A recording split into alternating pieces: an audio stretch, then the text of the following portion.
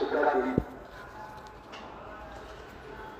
आमतौर पर हमारे ज़हनों में ये बात आ गई और हम लोग देखते भी रहते हैं। 15 अगस्त का दिन आता है तो स्कूलों में, कॉलेजों में झंडा चलाया जाता है, कहीं पर रैलियां निकाली जाती हैं, कहीं पर मिठाइयां तकसीम होती हैं, कहीं पर कुछ प्रोग्राम होते हैं और बस सबका सब शाम तक सारा निजाम खत्म हो जाता है। और स्कूल कॉलेज पढ़ने वाले बच्चों को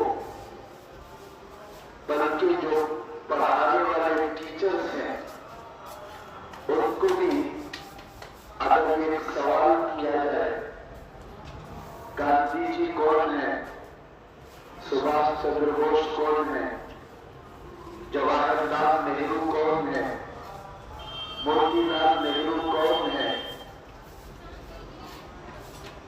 तो फौरन सब ये जवाब दे देंगे कि ये सब फ्रीडम फाइटर्स हैं, इन्होंने हमारे इस मुल्क को आजाद कराया। और दूसरा सवाल तो उनसे पूछा जाए, शेखुल हिंद कौन है, शेखुल इस्लाम कौन है, शाह अब्दुल अजीज देहलवी रहमतुल्लाह अलैह कौन है, कासिम नानूतवी कौन है, हाफिज जाहिद शरीफ रहमतुल्लाह अलैह कौन है, तो फिर उनका नाम भी किसी के ज़बान पर नहीं आता। ये हमारे साथ एक जुल्म और नाइंसाफी है। जब से इस मुल्क को आजादी मिली है, मुसलसल उस वक्त से लेकर आज तक मुसलमानों की तारीख को छुपाया जा रहा है, मुसलमानों की कुर्बानियों को भुलाया जा रहा है, ना तो कहीं उसका तज़किरा होता है और अगर कहीं मस्जिदों में इस मौजू पर बात भी हो तो यही समझा जाता है कि ये सियासत की बात मस्जिदों में करने की क्या जरूरत है। मुल्क की लड़ाई, मुल्क के लिए लड़ाई लड़ी गई, बस रहने वाले पढ़ने वाले है, वो गूगल में कहाँ बच्चे उसकी तरफ किसी का ध्यान नहीं जाता। यही वजह है कि धीरे धीरे धीरे हम मुसलमान अपनी तारीख को भूल गए कि ये मुल्क की तारीख क्या है, ये मुल्क क्या था। इस मुल्क को आजाद करने के लिए जो लड़ाइयां लड़ी गई हैं वो क्यों लड़ी गई हैं, किन लोगों ने लड़ा है, ये जब तक इसकी हकीकत का इल्म हम लोगों को पता नहीं होता, ये आजादी की अहमियत और ये 15 अगस्त की अहमियत को हमारे समझ नहीं आती। हम मुसलमानों को दो चीजें और बनाने की इजाजत है। इस्लाम ने सिर्फ 2 ईदें बनाने की इजाजत दी है खुशियां करने की, एक है ईद उल फितर और एक है ईद उल अजहा। उसके बाद उलमा ने कहा है कि और 2 कौमी ईदें जिसको मुसलमान भी मनाते हैं, गैर भी मनाते हैं, अगर इसमें खुशियों का इजहार करे तो कोई मना नहीं है। उसकी वजह यही है, वो कौन सी 2 कौमी ईदें हैं, एक है 15 अगस्त का दिन और एक है 26 जनवरी का दिन, जिस दिन पूरे मुल्क में एक अजीब खुशी का माहौल होता है, लेकिन जो हकीकी तारीख है उसको छुपाया जाता है। और आज जालिम कौमें, बल्कि मुसलमान और इस्लाम की दुश्मन लोग यही काम कर रहे हैं, मुसलमानों की सारी तारीखें मिटाई जा रही हैं।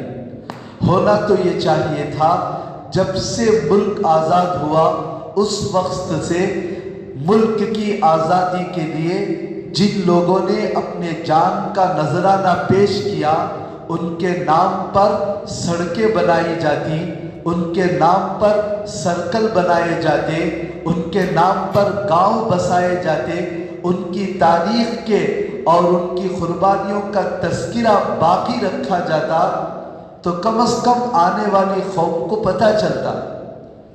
لیکن ہمارے بڑوں نے بھی یہ پسند نہیں کیا، لیکن دشمنوں نے جہاں جہاں ملک کے لیے آزاد کرانے کے لیے جنہوں نے قربانیاں دی، ان کے نام پر جو گاؤں تھے ان گاؤں کے ناموں کو بھی بدل دیا گیا، ان کی تاریخ کو بھی مٹا دیا گیا۔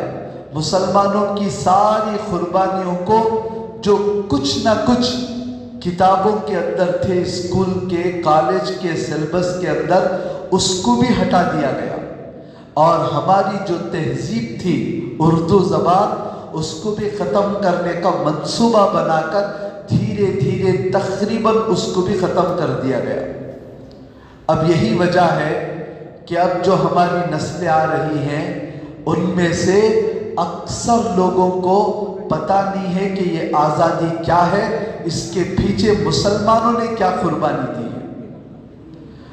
تو مناسب خیال ہوا کہ تھوڑی دیر میں، ورنہ یہ مسلسل آزادی کی تاریخ کوئی 2-3 دن کا کھیل نہیں ہے، کوئی 1-2 مہینے کی کہانی نہیں، بلکہ آزادی کے لیے مسلسل 200 سال کی محنت لگی ہے، 200 سال کی محنت۔ تو اتنی لمبی تاریخ تو بتایا بھی نہیں جا سکتا۔ میں کوشش کرتا ہوں کہ تھوڑا تھوڑا سا اشارہ کر دیا جائے تاکہ ہم لوگوں کو پتہ ہو جائے کہ مسلمانوں نے ملک کو آزاد کرانے کے لیے کیا کچھ قربانیاں دی۔ ہمارا یہ ملک جس کے اندر تقریباً 800-900 سال تک مسلمانوں نے حکومت کی، یہ ملک ہندوستان، پاکستان، بنگلہ دیش اور آس پاس سری لنکا وغیرہ مل کر کئی ملکوں کا ایک ملک تھا، اور اس ملک کے اندر پیار، محبت، بھائی چارہ، ایک دوسرے کی قدر اور اکرام، سب کچھ امن و امان کے ساتھ چل رہا تھا۔ اس ملک کو انگریزوں کے ناپاک قدم پڑنے سے پہلے سونے کی چڑیا کہا جاتا تھا، لیکن انگریزوں کا ناپاک قدم اس ملک کے اندر سن 1601 سنی عیسوی میں ہوا، آج سے تقریباً 450 سال پہلے۔ اس وقت ان کا یہ ناپاک قدم پڑھا اور ہندوستان کو لوٹنے ہی کے بہانے سے وہ لوگ آئے تھے۔ عالمگیر اورنگزیب رحمت اللہ علیہ کی حکومت تھی، وہ ایک زبردست عالم دین اللہ والے، ان کی دور اندیشی کو دیکھ کر انگریزوں کے اندر زیادہ ہمت نہیں بڑھی، بلکہ انہوں نے بھانپ لیا اور ملک سے ان کو ہٹا دیا، دستبردار کر دیا، ملک کی انتظام ان کے حوالے نہیں کیا۔ لیکن اس کے بعد کے جو بادشاہ تھے، کہتے ہیں کہ وہ رنگیلے مزاج کے بادشاہ تھے، نام مسلمانوں کا تھا لیکن دین ان کے اندر اہمیت کوئی نہیں تھی۔ اکبر بادشاہ حکومت کیا ہندوستان کے اوپر، سب سمجھتے ہیں کہ مسلمان بادشاہ ہے، لیکن اس کے زمانے میں جتنا کفر ہوتا تھا اس زمانے میں بھی نہیں ہو رہا تھا۔ اکبر بادشاہ نے دین کو ایسا بگاڑ دیا کہ اس کے زمانے میں باقاعدہ اس کے محل کے اندر سورج کی پوجا ہوتی تھی، خنزیر کو گلاب کے پانی سے نہلایا جاتا تھا، پوجا ہوتی تھی، ہندوانی تمام رسمیں مسلمان پورا کرتے تھے۔ اکبر بادشاہ کے ذہن کے اندر یہ بات آ گئی، سب مل کر ملک کے اندر سب مل جل کر رہے، سب کے لیے یہ قانون، سب کے لیے یہ طریقہ۔ اس لیے عیسائیوں کو خوش کرنے کے لیے خنزیروں کو نہلانا، ہندوؤں کو خوش کرنے کے لیے سورج کی پوجا کرنا، اور ایسے ایسے طریقے کو دین الہی کے نام سے دین ایسا ایجاد کیا کہ دین برباد ہو گیا، ہزاروں لوگ مرتد ہو گئے۔ اور اس کے بعد کے بادشاہ بھی اللہ رب العالمین کا نظام ہے، ہر زمانے میں جب بھی کوئی دین کو بگاڑنے کے لیے آتا ہے تو اللہ دین کو سنوارنے کے لیے کسی نہ کسی کو پیدا کر دیتا ہے۔ شروع زمانے سے چلا آ رہا ہے، حق اور باطل کی جنگ ہمیشہ چلتی رہی ہے اور قیامت تک چلتے رہے گی۔ ہمارا کام تو یہ ہے کہ حق کو پہچانے۔ ہمارے نبی نے دعا سکھائی، اللہم ارنا الحق حقا وارزقنا اتباعا وارنا الباطل باطلا وارزقنا اجتنابا۔ اے اللہ، حق کو حق سمجھا کر ہمیں دکھا دے، اس کو فالو ہونے کی، اس پر عمل کرنے کی توفیق دے دے، اور باطل کو پہچان کر اس سے بچنے کی ہم سب کو توفیق عطا فرما۔ ہر زمانے میں حق اور باطل کے درمیان لڑائیاں ہوئی ہیں۔ تو اکبر بادشاہ جب کھڑا ہوا تو اس کے خلاف حضرت مجدد الف ثانی رحمت اللہ علیہ کھڑے ہو گئے اور ایسی محنت کی کہ اس کی ساری محنتوں کے اوپر پانی پھیر دیا۔ حق کیا ہے، صحیح کیا ہے، غلط کیا ہے، تزکیہ کیا ہے، علم کیا ہے، نکھار کر امت کے سامنے پیش کر دیا۔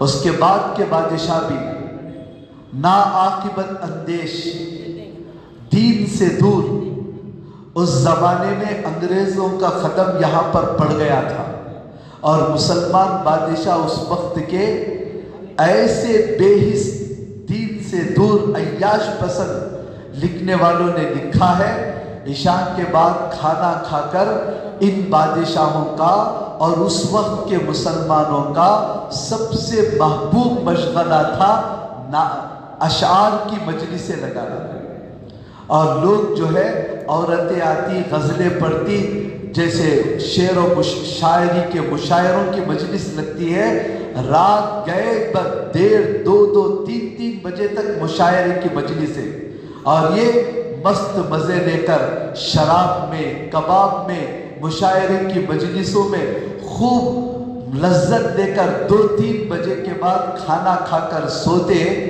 تو صبح میں جو اٹھتے تھے، کب اٹھتے تھے؟ لکھتے ہیں کہ انگریز صبح اٹھ کر، بیدار ہو کر، واکنگ کر کے، ناشتہ وغیرہ فارغ ہو کر، آفسوں کو جا کر دوپہر میں آفس کو بند کر کے آرام کرنے کے لیے، دوپہر کا کھانا کھانے کے لیے آتے تھے، تو اس وقت یہ مسلمان بادشاہوں کے اٹھنے کا وقت ہوتا تھا۔ اس وقت یہ غفلت میں پڑی ہوئی قوم جاگتی تھی 12-1 بجے، نہ نماز، نہ قرآن، نہ اللہ کا دھیان۔ تو ظاہر بات ہے ایسی قوم پر اللہ رب العالمین ظالموں کو تو مسلط کرے گا ہی۔ جب ایسی حالت ملک کے اندر آئی تو یہ انگریز دھیرے دھیرے ملک کے اوپر قبضہ کرنا شروع کر دیے۔ تو بنگال میں بڑی جنگ ہوئی نواب سراج الدولہ سے۔ اسی زمانے میں ان کی لڑائی میں انگریز ہار کر ملک چھوڑ کر بھاگ جانا چاہیے تھا، لیکن کیا ہوا؟ نواب سراج الدولہ کا ایک وزیر جس کے اوپر پورا بھروسہ تھا اور پوری حکومت کی باغ ڈور بادشاہ نے اس کے ہاتھ دی تھی، انگریزوں نے اس کو خرید لیا کہ دیکھ تو اگر بادشاہ کو مارنے میں ساتھ دے گا، اس کو ختم کرنے میں ساتھ دے گا تو وہ مر جائے گا، تو ہم بادشاہ تجھے بنائیں گے، تجھے اتنا پیسہ دیں گے۔ تو پیسے کی لالچ میں، حکومت کی لالچ میں اپنے بادشاہ کے ساتھ غداری کر کے جتنی فوج یہاں تھی وہ سب لے جا کر انگریزوں کے حوالے کر دیا، اور انگریزوں کو محل میں گھسنے کا ایسا کھلا چھوٹ دیا کہ بادشاہ انگریزوں کے ہاتھ میں ختم ہو گیا، ورنہ اسی وقت انگریزوں کی چال ناکام ہو کر ملک خالی کر کے بھاگنا تھا۔ اس کے بعد ان کی نگاہ بنگال کے اوپر قبضہ کرنے کے بعد کرناٹک پر پڑی، جہاں پر حیدر علی اور ٹیپو سلطان شہید رحمت اللہ علیہ کی حکومت چل رہی تھی، بڑی انصاف پسند حکومت، بڑی امن پسند حکومت۔ اس حکومت کے اوپر نگاہ پڑی تو ٹیپو سلطان سے انگریزوں کی 4 بڑی لڑائیاں ہوئی، 3 لڑائیوں کے اندر انگریز ہار گئے، اور ٹیپو سلطان کا ایسا دبدبہ اور رعب انگریزوں کے دلوں میں تھا، مورخین لکھتے ہیں کہ انگریز اپنے بچوں کو کھانا کھلانے کے لیے، سلانے کے لیے ٹیپو کا نام لے کر ڈراتے تھے کہ کھانا کھا لو ورنہ ٹیپو آ جائے گا۔ بچے ڈر کے مارے کھانا کھاتے تھے۔ کوئی بچہ شرارت کرتا انگریزوں کا تو انگریز کہتے سو جاؤ ورنہ ٹیپو آ جائے گا، تو ان کے بچے ڈر کے مارے بلک کر لپٹ کر سو جاتے تھے۔ ایسا رعب ڈالا تھا اللہ رب العالمین نے ٹیپو سلطان کا، لیکن افسوس کہ ڈرامہ بنانے والوں نے، ویڈیو بنانے والوں نے ٹیپو سلطان کا حلیہ بگاڑ دیا، ایسی صورت سے پیش کی کہ وہ بھی کوئی ہیرو کی طرح داڑھی منڈا ہوا، عورتوں کا دل دانا بنا کر لوگوں نے پیش کیا، ورنہ ان کی سیرت اٹھا کر دیکھیں، وقت کے زبردست ولی تھے ٹیپو سلطان رحمت اللہ علیہ۔ ان کی ماں کبھی بھی وضو کے بغیر اپنے بچے کو دودھ تک نہیں پلائی۔ جب بھی دودھ پلانے کا وقت ہوتا، آپ جانتے ہیں ہمارے گھروں میں بچے کتنا ستاتے رہتے ہیں، ماں کہاں اہتمام کرے گی، لیکن ٹیپو سلطان کی ماں جب بھی دودھ پلانا ہوتا تو پہلے وضو کر کے دودھ پلایا کرتی تھی، تاکہ میرے بچے کے اندر بہادری ہو، دین کی پابندی ہو، نمازوں کا ایسا اہتمام۔ آج بھی آپ شہر میسور جائیں، سری رنگا پٹم میں، جہاں حضرت ٹیپو سلطان رحمت اللہ علیہ نے جو جامع مسجد بنائی ہے، اس مسجد کی تعمیر کرنے کے بعد اعلان کرایا، ہزاروں کا مجمع تھا افتتاح کے لیے، اعلان کرایا اس مسجد میں سب سے پہلا وہ عالم، وہ آدمی نماز پڑھائے گا جو صاحب ترتیب ہو، وہ سامنے آئے گا۔ صاحب ترتیب کسے کہتے ہیں؟ بالغ ہونے کے بعد اس کی ایک نماز بھی قضا نہ ہوئی ہو، ایسے آدمی کو کہتے ہیں صاحب ترتیب۔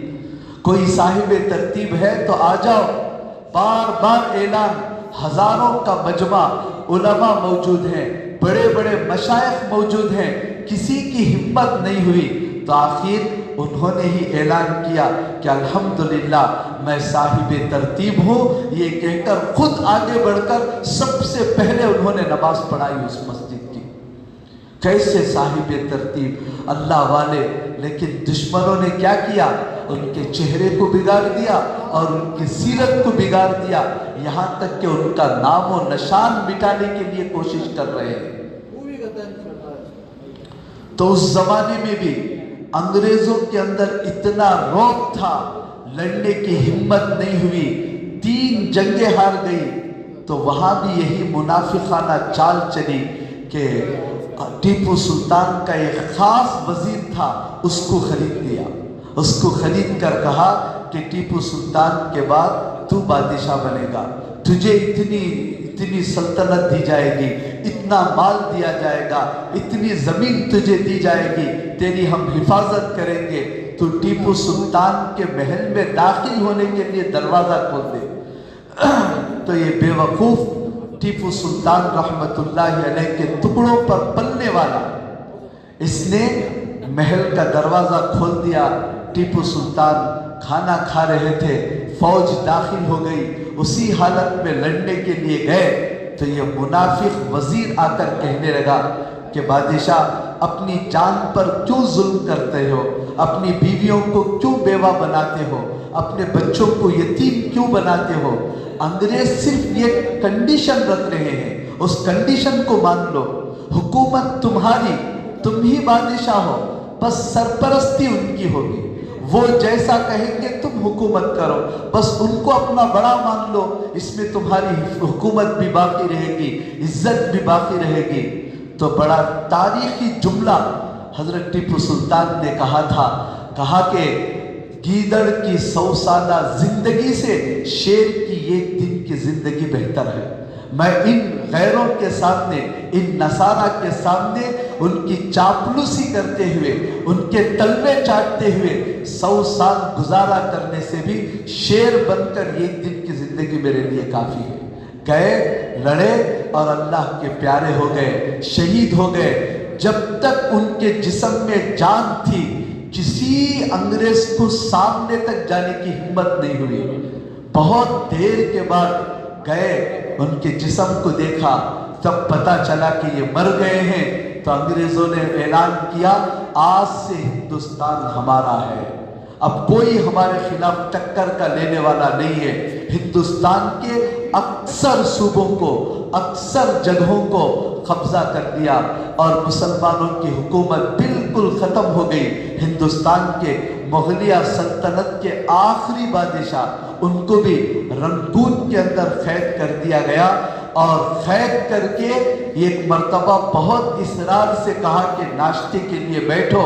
جب ان کو بٹھایا گیا، بڑے بڑے طبق لا کر سامنے رکھے، اس کا پردہ ہٹایا تو دیکھا کہ ان کے بیٹے اور پوترے اور خاندان کے بچوں کے سر کاٹ کر رکھے تھے، لو ناشتہ کرو۔ کیا گزرا ہوگا ان کے باپ کے دل پر۔ ظفر، بہادر شاہ ظفر نے اس منظر کو دیکھ کر بھی ہمت نہیں ہاری، کہا کہ ہاں، تیمور کے خاندان والے اپنے باپ کے پاس ایسے ہی رنگین حالت میں پیش ہوتے ہیں۔ اس وقت بھی مایوس نہیں ہوئے۔ جب آخری وقت آیا تو ان کا مشہور شعر ہے، کتنا ہے بد نصیب ظفر، مرنے کے لیے 2 گز زمین بھی میسر نہ ہوئی کوئی یار میں مر رہا ہوں، لیکن جس ملک میں، جس حصے میں میں حکومت کیا، یہ 2 گز زمین بھی میرے خبر کے لیے مجھے میسر نہیں ہو سکی۔ بڑی ظلم کے ساتھ مغلیہ سلطنت کو ختم کر دیا، ٹیپو سلطان کی سلطنت کو ختم کر دیا، نواب سراج الدولہ کی حکومت کو ختم کر دیا۔ ہندوستان پر قبضہ کرنے کے بعد نصرانیت کو پھیلانا شروع کر دیا۔ صرف دہلی کے اندر 1000 مدرسے تھے، مدرسوں کو ختم کر دیا گیا، اور نصرانیت کی پوری عیسائیت کے اوپر محنت شروع کی۔ تو سب سے پہلے دہلی میں بیٹھے ہوئے شاہ عبدالعزیز رحمت اللہ علیہ نے فتویٰ دیا کہ انگریز سے لڑنا فرض ہو گیا ہے، اب جب دین ہی باقی نہیں رہا تو پھر جی کر کیا فائدہ ہے۔ تو اس کے بعد جو تحریک چلی، بڑے بڑے خانقاہوں میں بیٹھے ہوئے مشائخ اپنے مریدین کو لے کر بالا کوٹ کے میدان میں جا کر لڑے، لیکن ان کی تعداد کم تھی، ہتھیار کم تھے، جتنا لڑنا تھا لڑے، لیکن انگریزوں نے سب کو شہید کر دیا۔ اس کے بعد انگریز ہندوستان کے اوپر دھیرے دھیرے قبضہ کرنا شروع کیے۔ تو اس وقت اکابر دارالعلوم دیوبند کے ہمارے بڑے اکابر حاجی امداد اللہ صاحب مہاجر مکی رحمت اللہ علیہ، اور اسی طرح قاسم نانوتوی رحمت اللہ علیہ، رشید احمد گنگوہی رحمت اللہ علیہ، حافظ ضامن شہید رحمت اللہ علیہ، ان لوگوں کی بیاج میدان کے اندر اتری۔ 57 کی بات ہے، 100 سال تک لڑائی ہوئی۔ اس 100 سال کی لڑائی میں ایک بھی غیر مسلم اس جنگ کے اندر حاضر نہیں تھا، سب کے سب لڑنے والے مسلمان بادشاہ، علماء، مشائخ، اس کے علاوہ ایک ہندو 100 سال کے اندر قتل نہیں ہوا۔ کسی کو پڑی ہی نہیں تھی، وہ اپنے کاموں میں مشغول تھے۔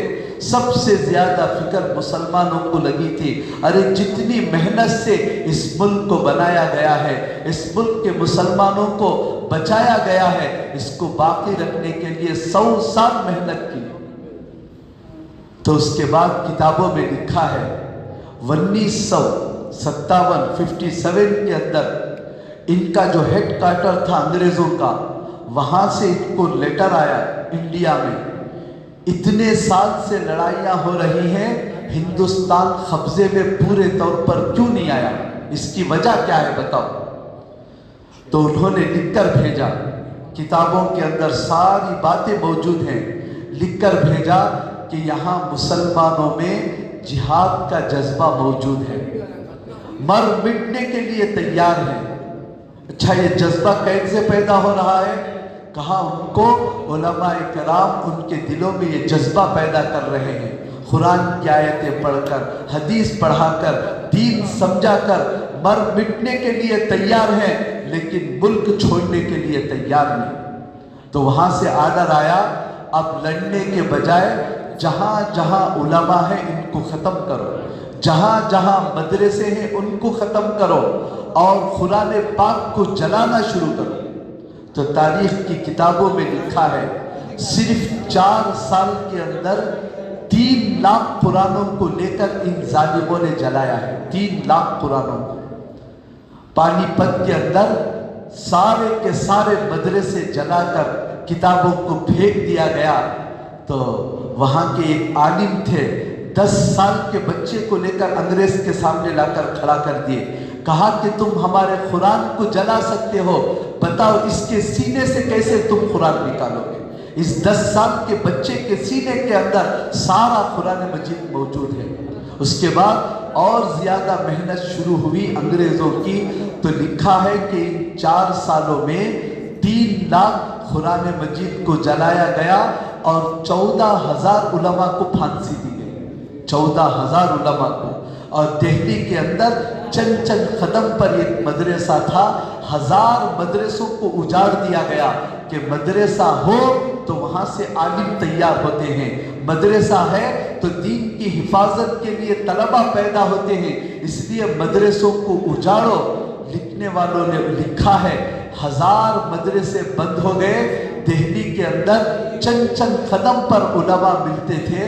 حالت یہ ہو گئی، شروع سے لے کر آخر تک کوئی آدمی یہ مسئلہ معلوم کرنے کے لیے نکلتا تو کوئی عالم ملتا نہیں تھا، چن کر علماء کو پھانسی دی گئی۔ مسلمان تو چھوڑ دو، انگریزوں کا ایک کتابیں لکھنے والا مسٹر تھامسن بہت بڑا مورخ ہے، انگریزوں ہی کا تھا لیکن کتابیں لکھنے والا، وہ لکھتا ہے میں نے دیکھا دہلی کی چاندنی چوک سے لے کر خیبر تک ہر درخت کے اوپر کسی نہ کسی عالم کی لاش لٹکی ہوئی تھی۔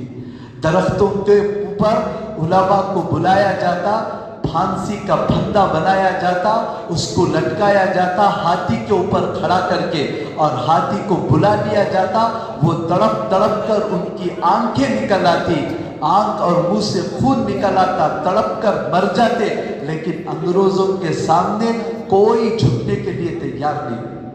انگریز تھامسن لکھتا ہے میں ایک مرتبہ بیٹھ کر لکھ رہا تھا، مجھے جلنے کی بدبو آئی تو میں کھڑکی سے جھانک کر دیکھا تو ایک جگہ گڑھا بنا کر آگ گرم کر کے 40 علماء کو لایا جاتا، ان کے جسم سے پورے کپڑے نکال کر ننگا کر دیا جاتا اور ان سے کہا جاتا کہ بس اتنی بات کہو 1857 کی جنگ میں ہم شریک نہیں تھے، جنگ میں حصہ نہیں دیں گے، اتنا کہو تم کو چھوڑ دیا جائے گا۔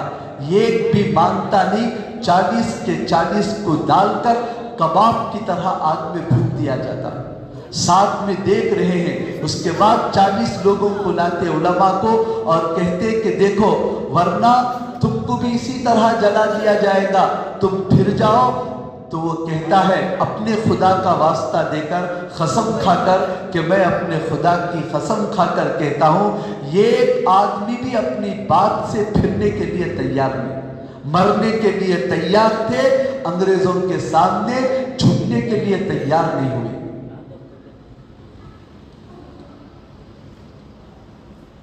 تو انگریزوں کی سب سے بڑی کوشش یہ ہوئی، تقریباً لکھنے والوں نے یہاں تک لکھا ہے یہ پوری دوسری صدی عیسوی کی جنگ تک 50 پر 1000 علماء کو شہید کر دیا گیا۔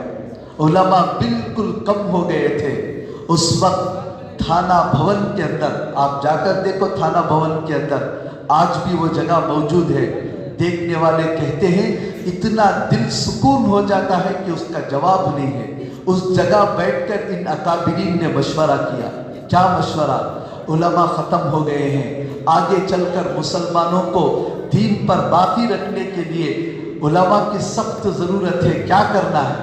سب نے بیٹھ کر مشورہ کیا کہ مدرسہ تعمیر کرنا ہے، مدرسہ شروع کرنے ہیں۔ اگر لڑنے کے لیے میدان میں نکلیں گے تو یہ انگریز ختم کر دیں گے، اس لیے اگر پڑھانے کے لیے مدرسہ کھولیں گے تو ان کی نظر نہیں جائے گی۔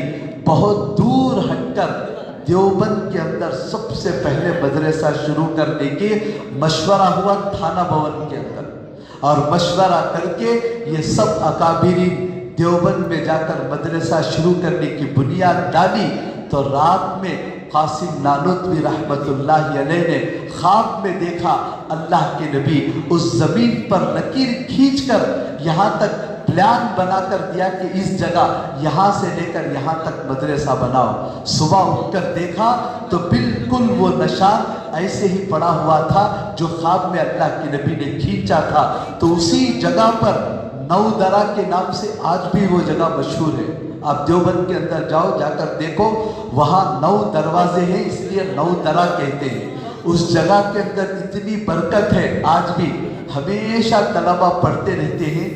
کوئی کن ذہن طالب علم جسے کچھ یاد نہیں ہوتا، اس جگہ جا کر کچھ بیٹھ کر پڑھتا ہے تو وہ چیز یاد ہو جاتی ہے۔ آج بھی وہ جگہ کے اندر برکتیں موجود ہیں، آج بھی وہ روحانی مقامات آپ کو ملیں گے۔ دیوبند جاؤ، سہارنپور جاؤ، گنگوہ جاؤ اور جلال آباد جاؤ اور اسی طرح تھانہ بھون جاؤ، ہمارے اکابرین کی تاریخ یاد آئے گی کہ ہمارے ان بزرگوں نے ہمارے لیے کیا قربانیاں دی۔ اتنے ہزار علماء جو شہید ہوئے، کیا ان کی بیویاں نہیں تھی؟ کیا ان کو بچے نہیں تھے؟ کیا ان کو جینے کی خواہش نہیں تھی؟ ان کے سامنے ایک ہی بات تھی، آنے والے زمانے میں ہمارے مسلمانوں کا دین محفوظ ہو جائے، ایمان محفوظ ہو جائے۔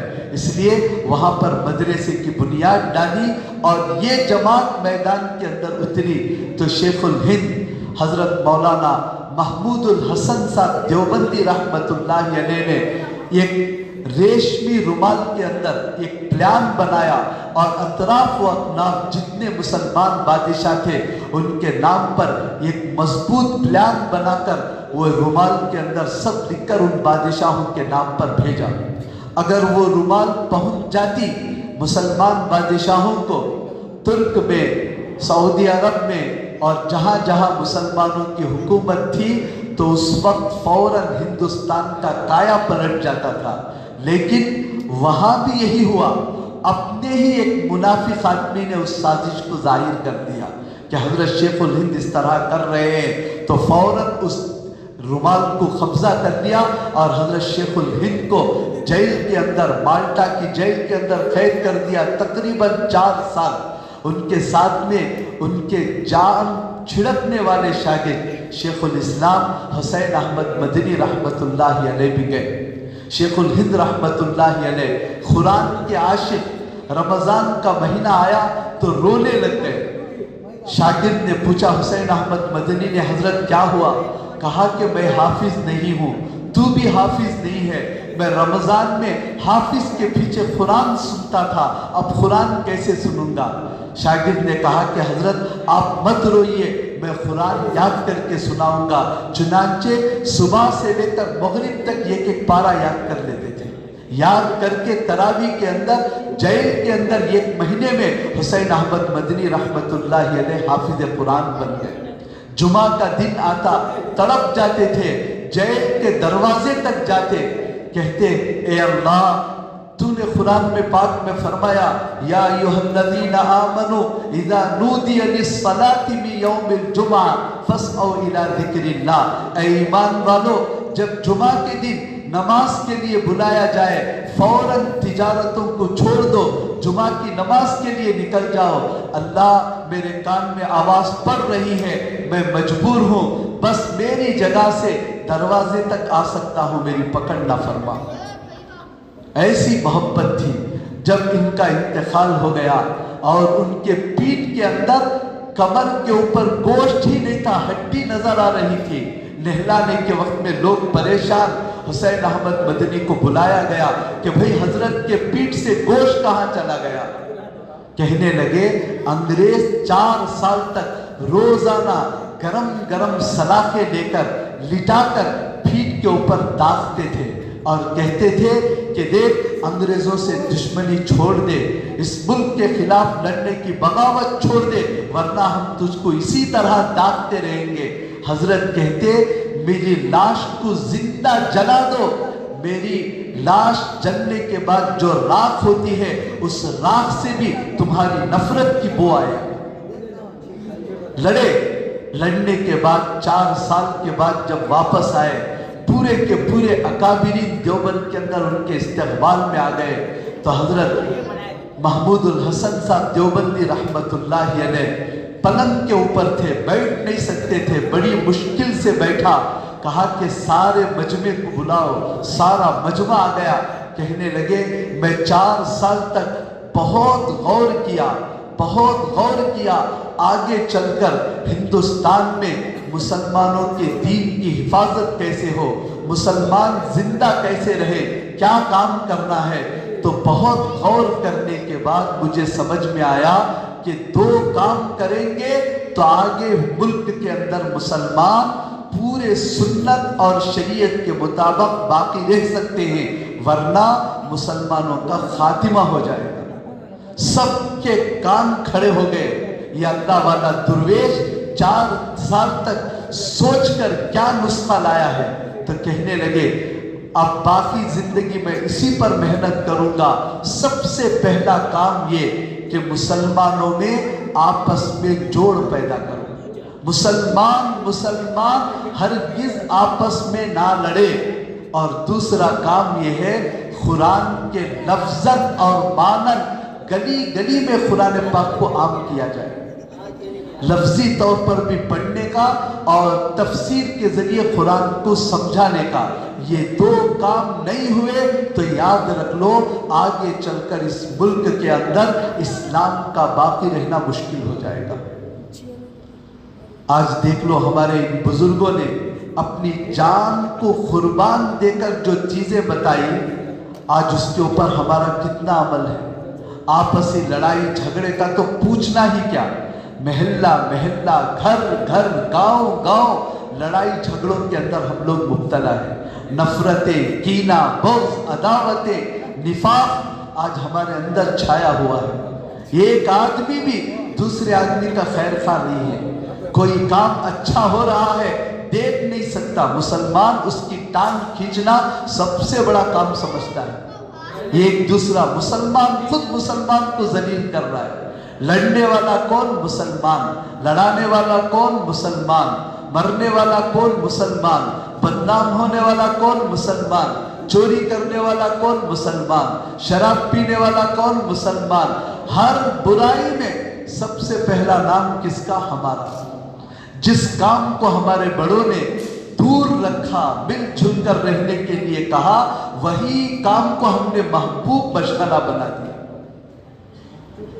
और कुरान के ताल्लुक से तो अल्लाह हिफाजत फरमाए, दूसरों को बोलने की जरूरत नहीं।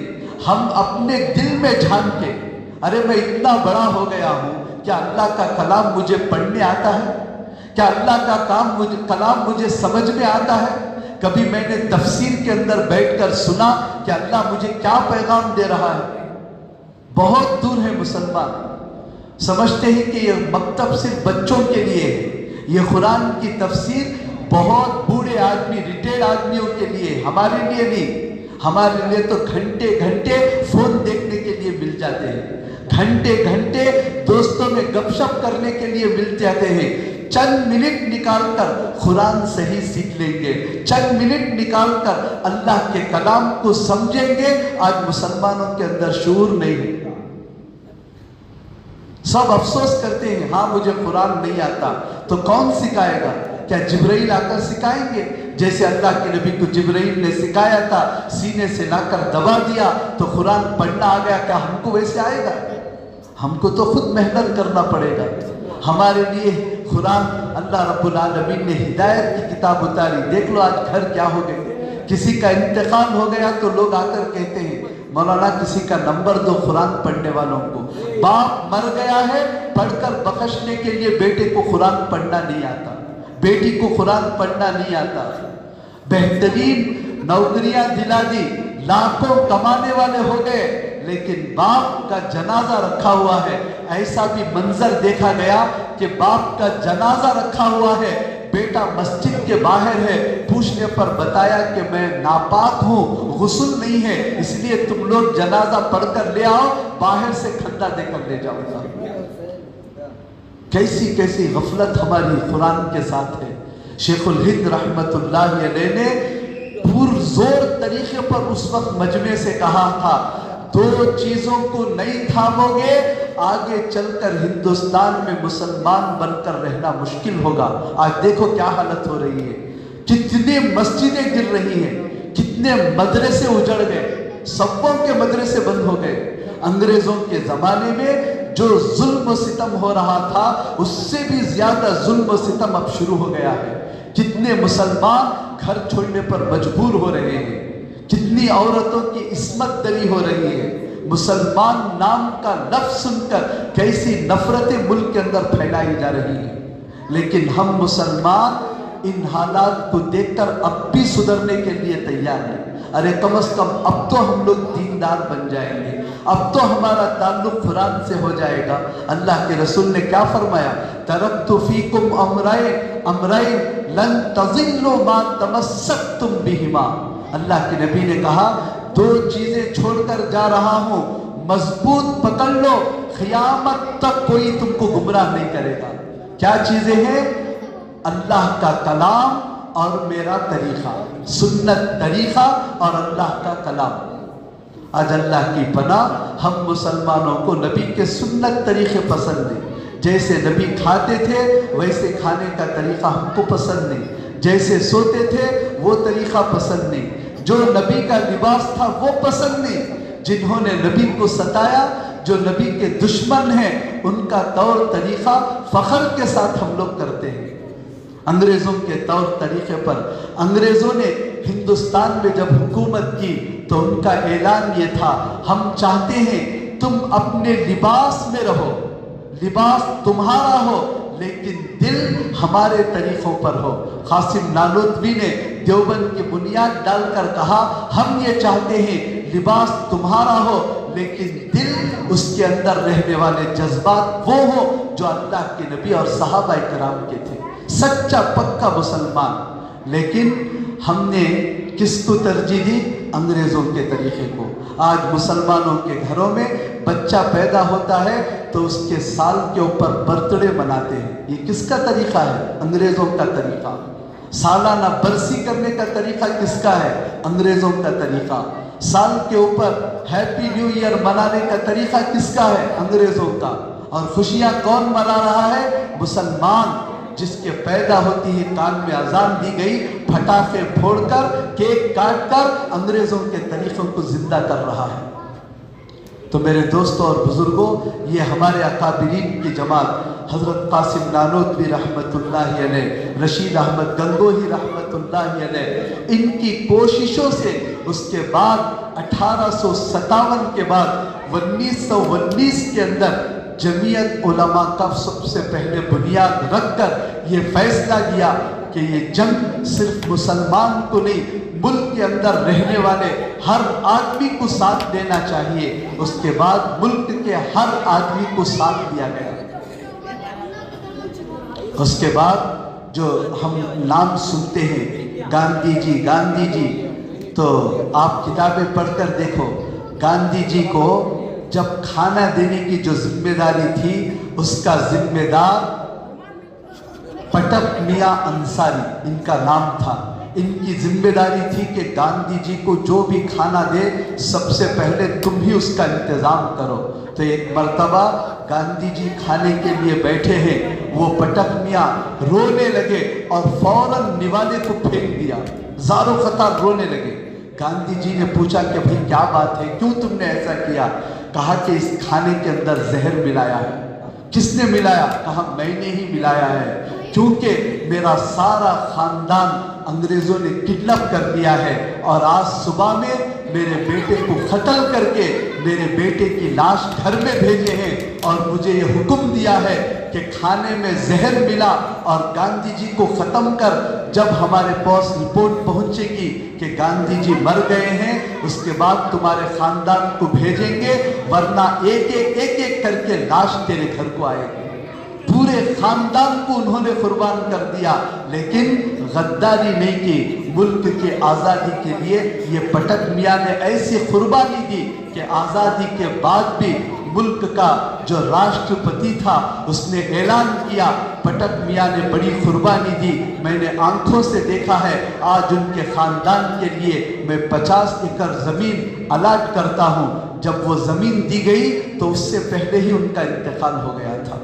اپنی قربانی کا بدلہ بھی ان لوگوں نے لینا پسند نہیں کیا۔ آج یہ جو جھنڈا ہے جس کو لہرایا جاتا ہے، اس کے اندر جو رنگ ہے، اس کے اندر جو چکر ہے، اس کے اندر جو خوبصورتی ہے، وہ بنانے والی ایک مسلمان عورت حیدرآباد کی رہنے والی سریا طیب جی نے بنایا ہے۔ سب سے پہلے جے ہند کا نعرہ اس ملک کے اندر لگانے والے وہ ایک مسلمان ہیں۔ اس ملک کو آزاد کرانے کے لیے سب سے پہلا فتویٰ شاہ عبدالعزیز صاحب کا، سب سے پہلی قربانی نواب سراج الدولہ کی، بہت بڑی قربانی ٹیپو سلطان شہید رحمت اللہ علیہ کی، اور شاہ اسماعیل سمیت کی ہزاروں کی جماعت، اور یعقوب نانوتوی رحمت اللہ علیہ، قاسم نانوتوی رحمت اللہ علیہ، ان کی جماعت۔ تو تقریباً علماء نے کتابوں میں لکھا قریب کے زمانے میں 5 لاکھ مسلمان شہید ہوئے۔ 5 لاکھ مسلمان، 50 پر 1000 علماء کرام کی قربانیوں کے بعد یہ ملک آزاد ہوا ہے۔ ان لوگوں نے اتنی قربانیاں اسی لیے دی تھی کہ ہماری آنے والی نسلیں ملک کی حفاظت کریں، ملک کے اندر امن و امان کے ساتھ رہیں۔ لیکن یہ ملک کیا ہو گیا؟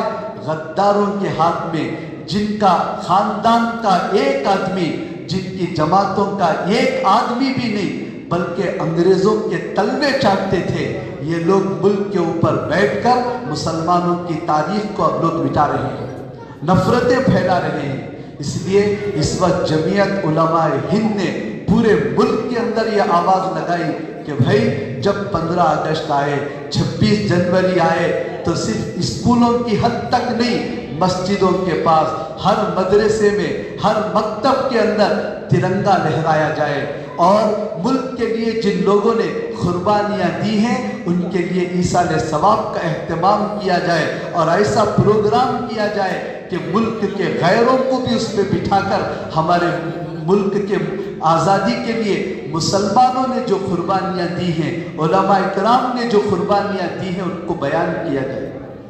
لیکن ہوتا کہاں ہے؟ ایسے پروگرام چلتے کہاں ہیں؟ جہاں چلتے ہیں وہاں جاتے کہاں ہیں؟ سنتے کہاں ہیں؟ ہمارے لیے گھنٹوں فون میں بیکار باتوں میں وقت ضائع کرنے میں ہمارا کافی وقت لگ جاتا ہے۔ اس لیے اس وقت ملک کے حالات جو بگڑ رہے ہیں، بہت اہم تقاضا ہے کہ ہم سب سے پہلے اپنے ملک کے ان بگڑے ہوئے حالات کو درست کرنے کی کوشش کریں۔ اگر قربانی دینے کی ضرورت پڑے، ہماری جان کی بھی قربانی دینے کی ضرورت پڑے تو دے، آنے والی ہماری نسلیں محفوظ رہیں گی۔ ورنہ آج موجودہ حکومت نے کفر کو لاگو کر دیا ہے۔ آپ کے بچے جن اسکولوں میں پڑھ رہے ہیں، ذرا پوچھ کر دیکھو ان کو، کتنے اسکولوں کے اندر سورج کی پوجا ہو رہی ہے، کتنے اسکولوں کے اندر یوگا کرایا جا رہا ہے۔ صاف مسلمان بچے کہتے ہیں کہ یہ تو ایک ایکسرسائز ہے۔ بھئی یہ ایکسرسائز نہیں، یہ کفر ہے۔ آپ کے بچوں کو کفر پڑھایا جا رہا ہے، اور سیلبس اسکول کا پورا بدل گیا ہے، اور ایسا بدل گیا ہے کہ اس سیلبس کو پڑھنے کے بعد مسلمان بچے کے اندر خود بخود نبی کی دشمنی پیدا ہوگی، خود بخود نبی سے نفرت پیدا ہوگی، اسلام سے دشمنی پیدا ہوگی۔ ایسا ماحول، ایسا جال ملک کے اندر بنایا گیا ہے۔